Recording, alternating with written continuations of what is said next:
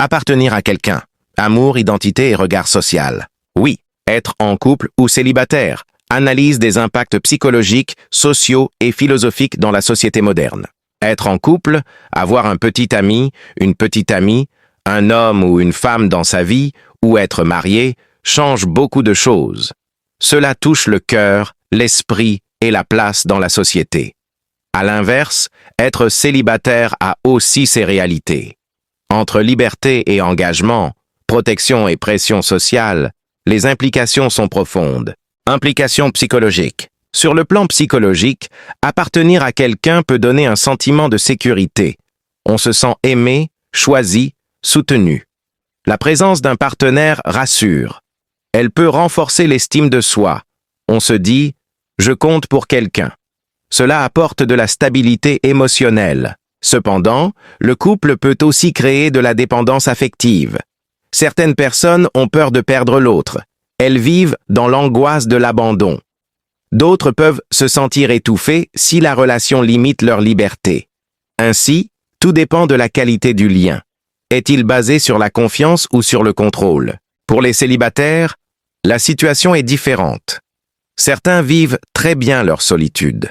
Ils se sentent libres, autonomes, concentrés sur leurs projets. D'autres ressentent un vide ou une pression intérieure, surtout quand l'âge avance. Le célibat peut être un choix ou une situation subie. Psychologiquement, cela ne signifie ni échec ni réussite. Tout dépend du regard que l'on porte sur soi. Implications sociales. Dans la société, être en couple est souvent valorisé. Le mariage est vu comme un signe de stabilité et de maturité. Dans de nombreux pays, comme en Côte d'Ivoire, la famille accorde une grande importance à l'union officielle. On pose souvent la question: à quand le mariage? Une personne mariée est parfois perçue comme plus responsable. Elle est invitée à certaines rencontres familiales avec plus de considération. À l'inverse, un célibataire peut subir des moqueries ou des interrogations répétées. On soupçonne un problème caché. Caractère difficile, manque de sérieux, instabilité. Pourtant, la société évolue. Dans des villes modernes comme Abidjan, de plus en plus de jeunes choisissent de retarder le mariage. Ils veulent d'abord réussir professionnellement.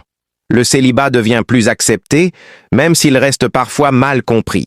Implications philosophiques. Philosophiquement, appartenir à quelqu'un pose une question importante.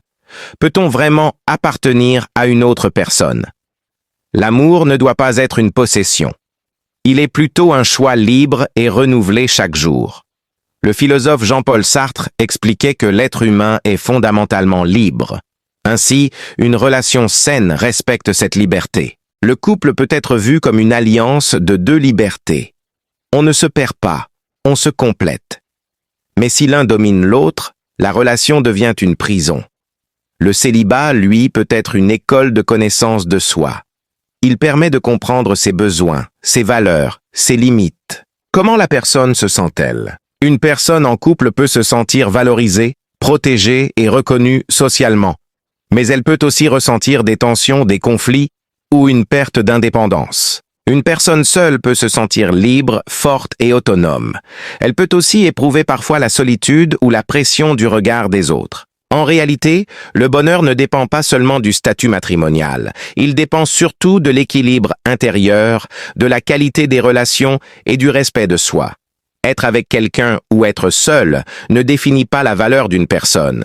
Ce qui compte, c'est la paix avec soi-même et la sincérité des choix.